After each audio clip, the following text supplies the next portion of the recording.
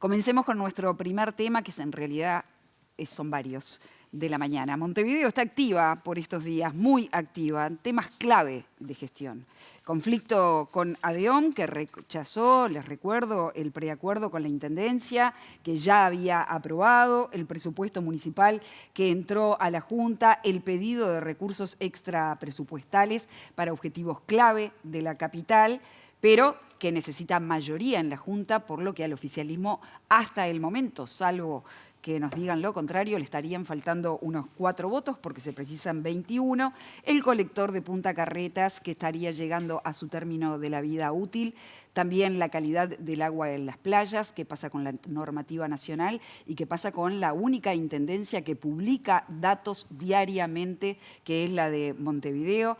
La atención a las personas en situación de calle y operativos que han generado polémica, pero para hablar de todo esto y unas cuantas cosas más, recibimos al intendente de Montevideo, Mario Vergara. Bienvenido, Mario, ¿cómo estás? Un gusto estar, ya veo que vamos a estar un largo rato. Y bueno, dale. Con mucho gusto. Me imagino que son días de igual, con mucho tiempo libre. De hecho, la asamblea de ADEOM terminó anoche. Nosotros, por lo pronto, no tenemos todavía muchas novedades, pero se está discutiendo este acuerdo. Hagamos un poquito de historia. Perfecto. Nosotros llevamos varios meses en diálogo con ADEOM, con la directiva, al punto tal de que, bueno, iniciamos la negociación en puntos distantes, pero con un gran esfuerzo de las dos partes, ¿sí? Habíamos llegado a un punto de acuerdo, a un punto de compromiso, al punto tal de que el 24 de diciembre al mediodía en el Ministerio de Trabajo se firma un preacuerdo entre la administración y la directiva de ADEOM. Obviamente la directiva tenía que llevar este preacuerdo a ser avalado o no por la Asamblea General que se hizo a fines de enero. Y bueno, la Asamblea General decidió rechazar ese preacuerdo y hacer una contrapropuesta, que fue lo que nos llegó en estos días. Y en el día de ayer, a las 2 de la tarde, hubo entonces una reunión en el Ministerio de Trabajo, en donde nuevamente se juntaron las partes. La Intendencia dio su perspectiva de la contrapropuesta de ADEOM, era volver a foja cero la propuesta, con lo cual era como empezar todo un proceso de nuevo para llegar a un punto más o menos igual al que se había llegado. Porque nosotros tenemos claro que así como ADEOM hizo un esfuerzo en la negociación, nosotros hicimos el máximo esfuerzo también del lado de la Intendencia y estaba sobre la mesa lo que estábamos en condiciones para poder otorgar. En una evaluación, al menos que nosotros hacemos, de que era un buen acuerdo, que implicaba aumento del salario base de los trabajadores de la Intendencia, que hacía más de 20 años que no aumentaba, porque se generaba un cronograma cierto para presupuestaciones que implican aumento salarial, promociones y ascensos que implican aumento salarial. Es más, la masa salarial en este periodo estaría creciendo de acuerdo al acuerdo, valga la redundancia, alrededor de un 4%, con lo cual creemos que era una buena noticia para los trabajadores, además de partidas para temas de salud mental y cosas que el gremio había puesto énfasis. Incluso el formato del aumento salarial, que nosotros habíamos planteado una determinada magnitud pareja para todo el mundo, ADEOM nos pide hacerlo discriminado en función de los grados de los niveles salariales de la gente. Nosotros tomamos eso y así se hizo. O sea, creemos que se había llegado a un buen acuerdo en ese sentido. Pero la asamblea de ADEOM del 28 de enero lo rechazó. El tema es que este acuerdo, este preacuerdo al que habían llegado, ya fue ingresado al presupuesto presentado en la Junta. Sí, no es un problema en el sentido de que nosotros, por el tema de los tiempos que teníamos que hacer las cosas, teníamos que presentar el presupuesto el 8 de enero, la asamblea de ADEOM iba a ser 20 días después. Claro. Pero nosotros tomamos el acuerdo para incorporar en el presupuesto. Pero recordemos que el presupuesto es eso, es algo que se prevé y es una autorización de gasto máximo, digamos. Hasta ahí se puede llegar. Dijiste Pero que no si, se no van hay, si no hay acuerdo, obviamente las condiciones cambian. Dijiste que no hay margen para no. mejorar lo planteado por la Intendencia. ¿Y no. cómo se resuelve entonces el conflicto? La Intendencia tiene un montón de perspectivas de desarrollo desde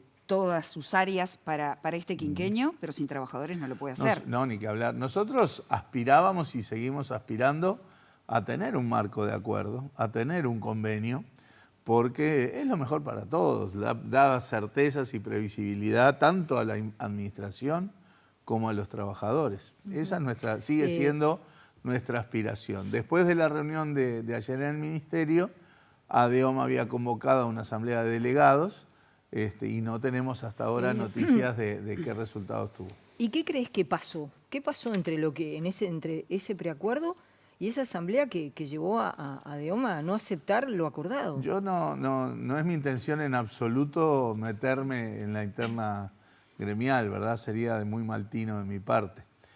Lo que está claro es que en ADEOM hay un número muy importante de perspectivas diversas en la actividad sindical y eso se reflejó en la asamblea, porque el preacuerdo que se había firmado con la directiva, bueno, la mayoría de la directiva estaba a favor del acuerdo y una minoría en contra. Después en la asamblea, que fue una asamblea un 28 de enero con un número reducido de participantes, bueno, la mayoría en la asamblea, unos 250 votos fueron los que votaron en contra del acuerdo, contra unos 170 y pico que estaban a favor, en un contexto de 8.000 funcionarios. O sea, que no me corresponde ingresar en esa evaluación. Bueno, pero para algo estás nosotros diciendo con eso, lo que nos importa es que se generen los mecanismos como para retomar el espíritu de ese acuerdo y los parámetros de ese acuerdo, porque preferimos eso a convivir, que igual siempre se va a poder convivir, pero es preferible convivir en un marco de un convenio. Y en este contexto que estás describiendo ahora, ¿cómo se suma esta decisión de que en 2026 va a haber 150.000 horas extras menos? ¿Eso va a generar un problema con ADEOM? Y por otro lado te pregunto, ¿cómo va a afectar, que era sobre todo en desarrollo ambiental que se daban estas horas, cómo va a afectar el trabajo? No, o sea, el diseño después de la organización del trabajo la vamos a desplegar con todo el potencial posible. Hay que desdramatizar un poco esto de las horas extras porque estamos haciendo una comparación con las horas extras, sobre todo del año 2024 y principios de 2025. No tenemos todavía el cierre de 2025. Había habido ya una reducción. Primero había habido un aumento importante entre 2022 y 2023, que llegaron casi a 900.000 horas extras. Después, ya en 2024, había habido una reducción de cerca de 100.000. En 2025 todavía no tenemos los números, pero seguramente también bajaron, entre otras cosas, por las medidas que tomamos en los últimos 3 meses del año. Por lo tanto, cuando comparemos con 2025, va a haber una reducción, pero no de una magnitud tan ¿Y eso no afecta en el relacionamiento con...? ¿No afecta el relacionamiento con ADEOM? No. O sea, no es algo que hoy por hoy esté sobre la mesa, ¿no? Ahora, las horas extras son una herramienta de gestión, es una herramienta de la administración. En más de una ocasión, en reuniones con ADEOM, ellos nos dicen explícitamente, nosotros no reivindicamos horas extras, o sea, el gremio no defiende horas extras. Es más, el punto de debate con el tema de las medidas que tomamos no estuvo en el tema estrictamente horas extras, sino más bien en otros mecanismos, ¿verdad? Pero bueno, son una herramienta de gestión y donde sean necesarias se harán y donde no. Respecto a la evaluación ciudadana de la gestión de la Intendencia, ha ido, de mayo a la fecha, ha ido en baja la consideración de los montevideanos hacia la administración. Uno de los temas clave ha sido, por supuesto, la recolección. ¿Cómo es tu mirada global de mirar esa encuesta y decir, bueno, qué está pasando, que estamos bajando en la simpatía ciudadana? Sí, no es así que sea desde mayo. Nosotros ingresamos en julio, Sí, en julio. y de julio a septiembre hubo un aumento muy fuerte de la aprobación, porque yo estoy convencido de que estos vaivenes que son fuertes, porque subiste de 30 y pico a 49 a septiembre, y después bajó, tuvo 2 escalones de baja nuevamente a 30 y pico, están asociados al tema de principal preocupación de la ciudadanía, que es el tema de la basura. Obviamente esto estuvo en el marco, porque por algo es de octubre para adelante, en el marco del conflicto con ADEOM, que tuvo muchas alteraciones el servicio de recolección de residuos en el marco del conflicto con el gremio. Y creemos que ahí está la principal explicación de estos vaivenes que han sido muy fuertes en cuanto a que de un mes para el otro tenés subas de 10, 12, 15% y después baja del 10, 12%. O sea, hay que buscarle más bien la explicación. Pero no lo vemos como una cosa estructural, ¿verdad? Porque, de hecho, sobre el tema residuos, el plan que nosotros hemos diseñado y presentamos en la Junta recién está dando sus primeros pasos. No creo que nadie tenga la visión ilusoria de que uno entra en la administración, chasquea los dedos y al otro día tiene todos los contenedores distribuidos, todos los camiones rediseñados y en sus trayectos. Pero este año ya va a mostrar resultados el plan. Yo lo que creo, y estoy convencido, y es lo que estamos viendo, es que se ven resultados rápidos en los lugares donde justamente se está haciendo el cambio de sistema hacia contenedores intradomiciliarios. El tema es que, bueno, el ritmo al que eso avanza no es inmediato. Ya hemos distribuido casi cerca de 10.000 contenedores intradomiciliarios, unas 6.000 y pico de familias más con contenedores intraprediales, o sea, en edificios y cooperativas, complejos. Ya se empiezan a retirar contenedores de la vía pública, ya hay unos 250 contenedores que se retiraron. O sea que no es una única visión de lo que pasa. Para ir evaluando el plan tenemos que ir viendo qué está pasando en los lugares en donde ese plan se está empezando a implementar. Y ahí vemos, sí, que los resultados pueden ser rápidos. Entonces, la clave va a estar al ritmo en que podamos avanzar con el presupuesto, digamos, para implementarlo lo antes posible este nuevo mecanismo de recolección. Te paso a otro tema, porque desde la oposición y también desde el sindicato se cuestiona la cantidad de contratos de asesores. ¿Qué respondes a esto?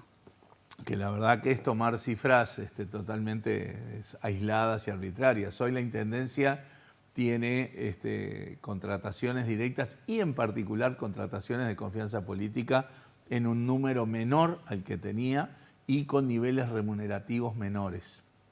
Y además, cuando uno mira el número de contrataciones con relación a la plantilla de funcionarios, Montevideo es, si no la última, la penúltima en ese sentido. Es decir, todas las demás intendencias del país tienen un número de contrataciones directas proporcionalmente mayor a Montevideo. O sea, es más bien tomar un tema que sabemos que es sensible y utilizado de determinada manera en la opinión pública, ¿verdad? Todos creo somos conscientes de que para gestionar cualquier organismo, y en particular un organismo de 8.000 y pico de personas como es la Intendencia y que hace una enorme variedad de tareas, es necesario un núcleo de gente de confianza, ¿sí? O sea que eso es totalmente natural, pasa en todos los organismos, y la magnitud el número de asesores y personas de confianza política en la Intendencia de Montevideo, ya digo, es menor en relación a la plantilla de trabajadores, es menor que casi todas las intendencias. Vos sos un hombre de números, así que no te va a asustar si te he pedido un porcentaje. ¿Cuál es ese porcentaje? Mira, se hablaba de 80 en 8.000, estás hablando del 1%. Se acaba de aprobar una ley en el Parlamento que pone un límite que entre esos de confianza política más... Hay muchas contrataciones directas que en realidad no son de confianza política, son contrataciones que a veces tienen que ver con la orquesta, con esto, con lo otro, que son contrataciones por que es la forma de contratación porque, bueno, aún no se hicieron llamados o concursos, aún no se hicieron presupuestaciones, ¿verdad? O sea que no hay que pensar que todo lo que es contratación directa es de confianza política. Es un número mucho más bajo el de confianza política. El total de todo eso, según la nueva ley, puede llegar hasta el 4% de la plantilla laboral. Montevideo está por debajo de ese número. Desde el punto de vista presupuestal, ¿cuál es el concepto del presupuesto que se presentó a la Junta Departamental? Después veremos aquellas cosas que la Intendencia pidió y que requieren mayorías especiales, pero ¿cuál fue el concepto del presupuesto? Yo soy de la escuela de Astori y Danilo siempre decía, el presupuesto es la expresión financiera de las políticas de gobierno. O sea que el concepto del presupuesto es que tiene que reflejar obviamente la sustentabilidad operativa de la Intendencia, pero fijando las prioridades en las prioridades de la política.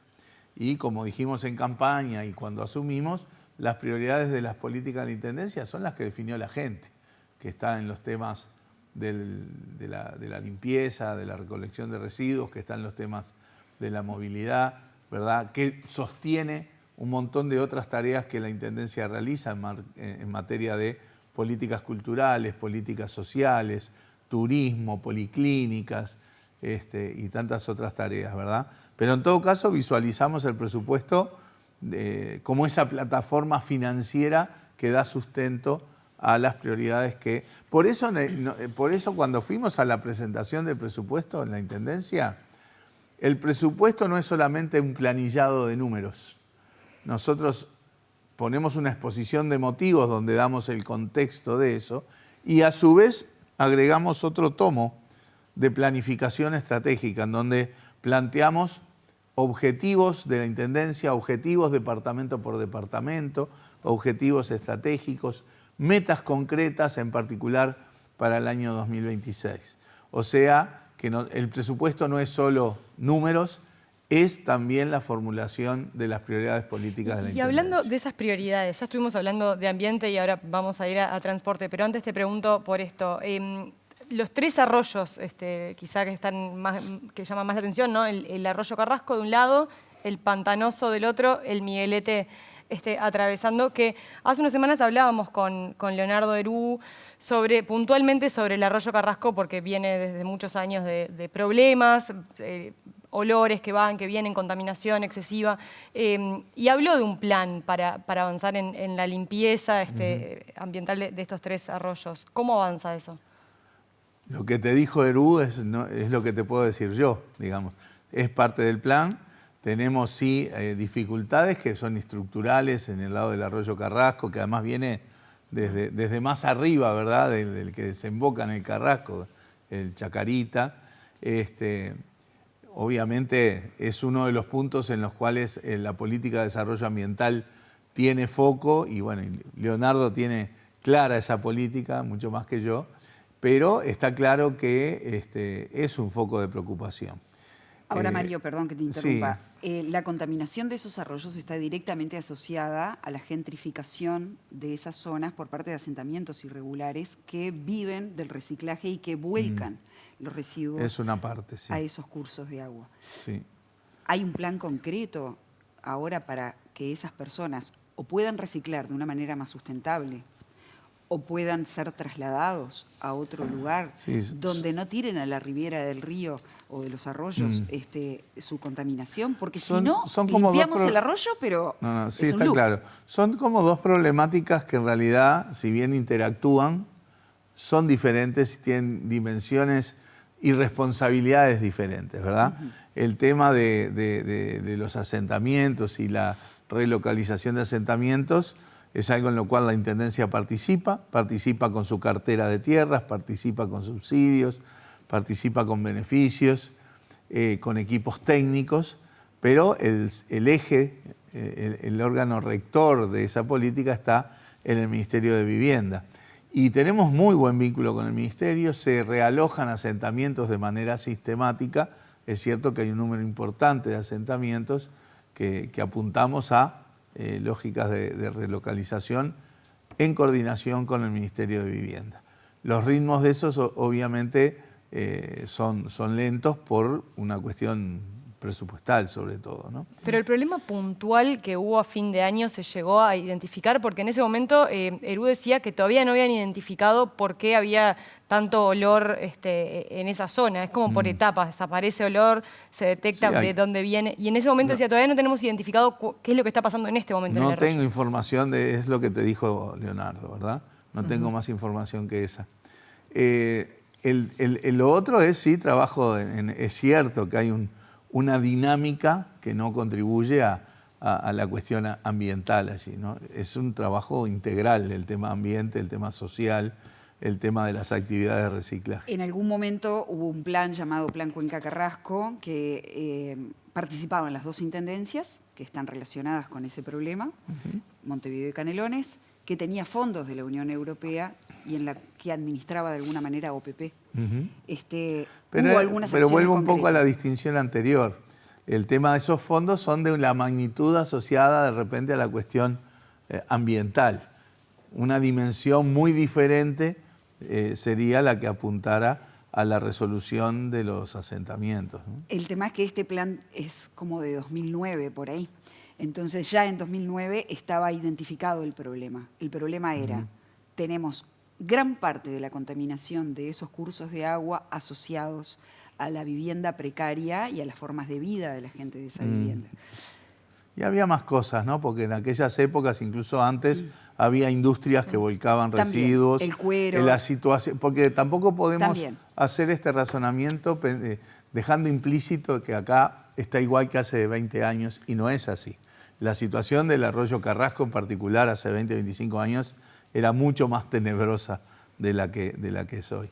O sea, se han avanzado cosas, el tema es que interactúan todos estos temas que tú decís de la cuestión social. Bien. Lo que te pregunto es si hay todavía algún trabajo en conjunto con la Intendencia de Canelones para potenciar. Es sistemático, o sea, es el límite entre las dos intendencias, todo lo que se hace en ese límite se hace coordinado con la Intendencia de Canelones, sin duda. La Intendencia... No te olvides que Leonardo viene de Canelones. ser el director de Desarrollo Ambiental de Canelones. ¿Y con el Pantanoso?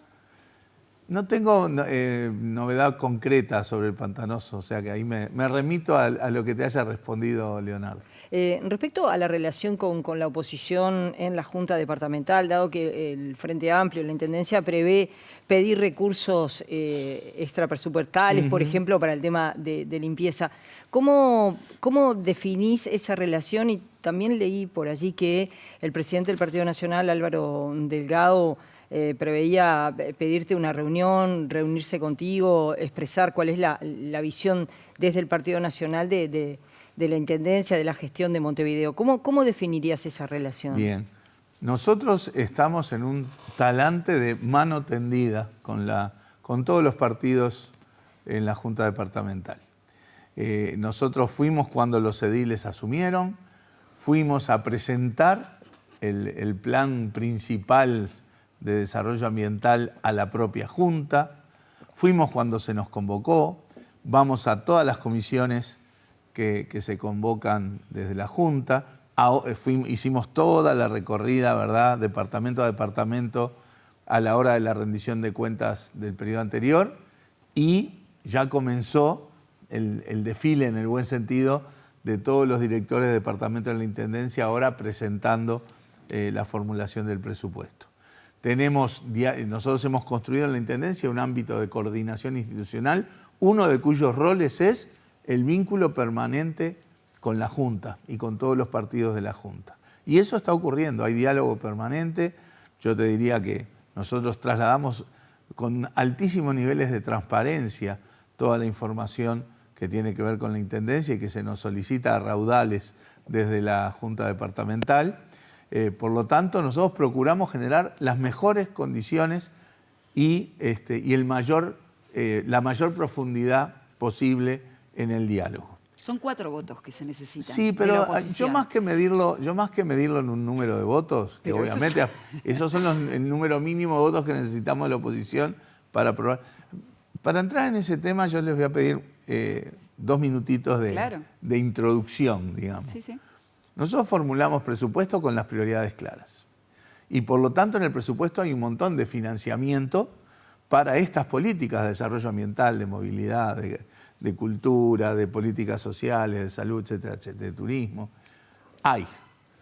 Pero también, y ha sido histórico en las intendencias y en particular en la de Montevideo, hay cosas que se financian por fuera del presupuesto con préstamos de organismos internacionales, con fondos, fideicomisos y demás, que lo que te permite es acelerar los procesos, profundizar las políticas con financiamiento de largo plazo.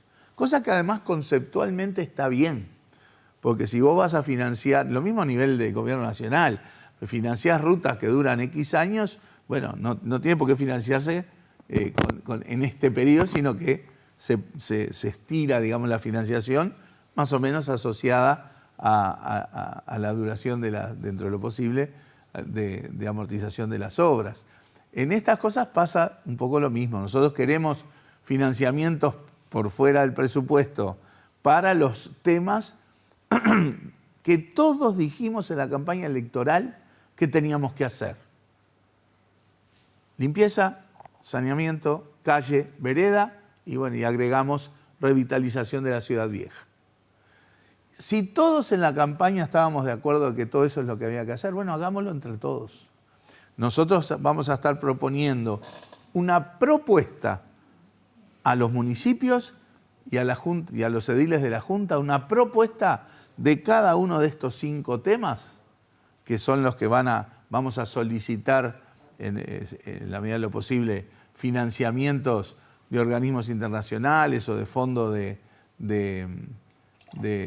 fideicomisos, pero estamos haciendo una propuesta para recibir comentarios, iniciativas, modificaciones de parte de los municipios y de parte de los ediles. O sea, esa es nuestra forma de trabajo, porque queremos que sea un logro, que podamos avanzar en saneamiento, en calle, en limpieza, en veredas, ¿sí? Entre todos, que sea un logro de todos. Para eso es que nosotros tenemos esta forma de trabajo con toda la información que los ediles y los municipios necesiten y generar las mejores políticas posibles en este sentido. ¿Te ves confiado en conseguir entonces el y hay apoyo? que trabajar con esa perspectiva, ¿verdad? Te llevo a uno de los temas más importantes por el efecto sanitario que tiene, que es justamente el saneamiento. Hay estudios que hablan de que la vida útil del colector, esta obra multimillonaria que se hizo hace algunos años ya, sería 2030, que tiene 3 filtraciones y que cuando hay episodios de mucha lluvia se activan las bombas, en fin, que eso incide directamente en la contaminación de algunas playas de Montevideo en algunos momentos específicos. Cuando se contrató la obra del colector, no se contrató, en la época del gobierno de Sanguinetti, no se contrató el mantenimiento del colector. Hoy pagamos esas consecuencias de alguna manera. Se está hablando de una obra multimillonaria y ustedes encargaron una auditoría o un análisis de situación. ¿En qué está eso? ¿Cuánta plata se necesitaría para repararlo? ¿Cuáles serían los plazos? ¿Existe la posibilidad de construir otro en caso de que fuese más ahora asequible? no está planteada ahora la construcción de otro colector. Voy a plantear algunos matices con esta introducción. El colector tiene algún grado de mantenimiento y es verdad que hay una filtración, pero que está a 1,5 kilómetros de la costa. Es un colector que tiene 2 kilómetros y algo de largo, y las filtraciones están a 1,5 kilómetros de la costa. Los estudios que nosotros por ahora tenemos vinculados, unos de la Intendencia y ahora estamos pidiendo unos a la universidad, indican que no es ese un factor sustantivo que se vincule con temas de contaminación en las playas. ¿Y de dónde salen los informes si los enterococos? Sobre todo de cosas que tenemos que corregir o rehacer desde el saneamiento de Montevideo. Por eso es que nosotros somos una intendencia, la única en el país, que ya está midiendo los enterococos, que es la variable que se va a utilizar a partir de 2027, entre un año y pico, para medir la contaminación. Somos la única intendencia que lo está midiendo y lo publica transparentemente. Y ahora además en las playas se agrega una bandera que dice, esta playa tiene altos los enterococos, o sea que es una advertencia. En la norma, en realidad los coliformes, la bañabilidad, ¿no? Claro. Es correcta, pero se informa a la gente este tema de manera provisoria, digamos. Y eso, bueno, se está haciendo además con una metodología que justamente en el proceso tiene que ser luego validada por el Ministerio de Ambiente. Ahora, ¿por qué ya se está midiendo? Porque hay que detectar dónde están los problemas y cuáles son las causas para procurar llegar lo antes posible a resolver temas para que luego los enterococos estén dentro de los niveles aceptados. Y en el diagnóstico preliminar de esto vemos que la problemática principalmente viene en determinados momentos de cómo está circulando el saneamiento y en algunos lugares y demás. O sea que nosotros vamos a estar trabajando para resolver estos temas en la red de saneamiento, ¿sí? Sin perjuicio de estar con el tema contaminación. Sin perjuicio, sí, de tener algunas inversiones previstas para el tema del colector, del emisario, de aquí a 2030, que es nuestro periodo, ¿no? En X y en campaña electoral se señalaba, el colector va a explotar, va a estallar en 1000 pedazos. Eso no es así. Eso no es así. Eso es dramatismo de campaña en todo caso, pero no. Y no podemos tampoco tirar esas cosas, ¿verdad?, que generen una alerta que no se justifica. Uh-huh. De hecho, el tema del... Todos sabemos que la normativa acerca de coliformes y enterococos la regula el Ministerio de Ambiente, eso está claro, está por fuera de la Intendencia. Ahora, dado la prevalencia que puede tener la incidencia que puede tener en las enfermedades de personas, ya tuvimos un grupo de bañistas contaminados, en fin, bueno. No tenemos datos que asocien significativamente temas de contaminación de playas con temas de salud. Pero si está por encima de los niveles... Bueno, es un tema de prevención. Es un tema de prevención. Pero entonces, no porque se hayan verificado dificultades serias en la vida real, digamos. Pero a los efectos de la prevención, que no es menor, claro, lo que estás diciendo, a los efectos de la prevención, si bien la normativa se empieza a aplicar por decisión del Ministerio de Ambiente a partir de 2027, la Intendencia no podría, por ejemplo, tener una posición más clara cuando el nivel de enterococos, que insisto, es la única Intendencia que lo mide, está tan elevado como, por ejemplo, pasó en algunos episodios en la playa Ramírez, para decir, no se puede bañar. Es decir, no solo advertir, sino la prohibición del baño, ¿podría ser una capacidad de la Intendencia? Si nosotros identificáramos que esos niveles estuvieran generando una circunstancia en la vida real, digamos, de temas de salud, sin duda iríamos por ese camino. No es lo que estamos verificando, entonces nosotros prohibimos la bañabilidad en función de la normativa vigente hoy. Y ya estamos anticipándonos a lo que va a ser la normativa en 2027 con las mediciones y con las advertencias. La única Intendencia en todo el país que lo hace. Está claro. Y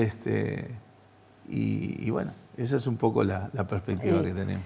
Las personas en situación de calle, que es un tema importante en Montevideo, ¿cómo evalúas el trabajo que se está haciendo en Montevideo con las autoridades nacionales? Evidentemente es de los temas en los que la Intendencia está al servicio de las políticas rectoras a nivel de gobierno nacional. Y en particular aquí tenemos, digamos, distintas dimensiones del tema, que es triste, que ha ido empeorando y que es de una enorme preocupación para la Intendencia, pero que la Intendencia por sí sola no define las políticas ni tiene las herramientas y los recursos como para abordar aisladamente. Al contrario, nosotros estamos al servicio de lo que se define a nivel del Ministerio de Desarrollo Social y a nivel del Ministerio del Interior, que son un poco las dos áreas en el Gobierno Nacional que tienen mayor incidencia en cuestiones vinculadas a las personas en situación de calle. Creo que tenemos bastante más que hacer en esa coordinación para tener mejores resultados. La situación nos preocupa y mucho. A veces sentimos que no todo el mundo está sí con el mismo objetivo, con la misma preocupación, pero que en materia de herramientas, ¿verdad? A veces falta un poco de coordinación. Nosotros estamos a lo que nos plantea el MIDES, estamos para colaborar, y lo que nos plantea el Ministerio del Interior, también estamos para colaborar. Creo que nos está faltando ya como gobierno en general una coordinación más clara y una definición más clara de políticas que sean más congruentes y tengan mejores resultados. Algunos, se ha planteado que se está corriendo a esas personas de un municipio a otro. Que el problema se aborda en un determinado municipio y que después pasa y automáticamente se instala en otro. Hay un tema ahí. Y por otro lado, quiero saber tu percepción acerca de esto, y por otro lado, la Intendencia publicaba la cantidad de toneladas de lo que define residuos que se habían levantado de las calles de Montevideo. Quizás hay una perspectiva en tono de crítica que se hace también, es que esos residuos a veces son las pertenencias de la gente. ¿Qué pasa con eso? ¿No hay posibilidad de devolver a las personas quizás el único primus que tiene para calentarse un café? No, por supuesto que sí, pero eso no se considera un residuo en todo caso. Sí, yo la verdad que es la primera vez que escucho este punto de que la Intendencia levanta residuos y se lleva las cosas de la gente que vive en calle. No es la tónica de la labor de la recolección de residuos. Tú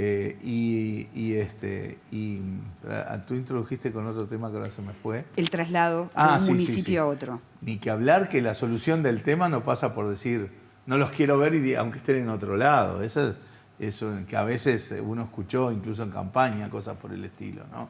Esto requiere de una resolución integral de temas sociales, de temas económicos, de temas culturales, de temas de salud mental, de adicciones, ¿verdad? De acompañamiento. Y eso abarca, no es solamente si no está acá hoy y está en otro lado mañana. Eso no es resolver el problema. Es esconderlos de un lado para que aparezcan en otro. Pero es un poco lo que está pasando, ¿no, Mario? Yo creo que es más grave en el sentido de que lo que está viendo es un aumento importante del número de gente que vive en calle. Es triste, es preocupante, y bueno, tenemos que trabajar con una visión más clara y común entre todos los estamentos del Estado que tienen que ver con el tema. Tengo que ir cerrando. Chicas, si les queda algo es ahora. Sí, me parece que capaz que hablar un poquito sobre el transporte. Uno de los principales planes de la administración a nivel departamental y también a nivel nacional. ¿Cómo avanza eso? Ya implementaron el carril solo bus, que viene dando resultados, ¿cómo son? Sí, ha habido mejora en ese sentido. El carril solo bus ya estaba diseñado y lo que hicimos fue un poco fortalecer la fiscalización, ¿no? Porque creo que en su momento, cuando se inició el carril solo bus, se respetaba bastante. Después creo que se relajó un poco la cosa y el retomar la fiscalización con más potencia está empezando a dar resultados en ese sentido. Ya hay indicadores preliminares, vamos a esperar afianzar las comparaciones, porque comparar lo que pasa en enero, cuando en Montevideo hay menos gente y demás, no tiene mucho sentido, pero que van dando la percepción de que el transporte colectivo en las arterias donde hay carriles de solo bus se ha agilizado. Mario, con el respaldo de intendentes blancos, ediles de la oposición están preparando un proyecto para rebajar multas y pago de patentes. ¿Qué posición tiene la Intendencia acerca de esto? A mí me parece bien que se rebajen las multas que se pagan. Porque el problema principal, primero, la multa no es un impuesto. La multa es una sanción, es una herramienta en primer lugar, una herramienta que se asocia a la baja de siniestralidad, tema que, como acá la multa suena a que alguien te impone una multa, y no, las multas están porque se infringieron normas. Y los datos muestran que las multas están asociadas a una baja de la siniestralidad y obviamente un mayor incentivo a la observancia de las normas, que es lo que buscamos. El tema es que cuando se separó el pago de patente y multa, hace unos pocos años, tema derivado de una competencia política interna de candidatos del Partido Nacional en Maldonado. O sea, la motivación de eso no era la de una política de transporte, de movilidad, de tránsito. La morosidad del pago de multas en Montevideo pasó del 40 al 75%. Y el periodo de prescripción de la multa es 4 años. O sea, uno dice, no pago, espero 4 años y si no tengo que vender el auto, no la pago nunca. Ese es el peor de los escenarios. Entonces no es un tema si la multa es cara o es baja, es cobrarla, que efectivamente funcione como... No es un tema recaudatorio. La Intendencia no vive de las multas de tránsito, ¿verdad? Es una proporción ínfima del presupuesto de la Intendencia. Es un tema de cómo impactás sobre la siniestralidad y el transporte. Ahora, si no las cobras es como si no existieran. Entonces yo digo que si no hay multas, ¿para qué hay normativa, no?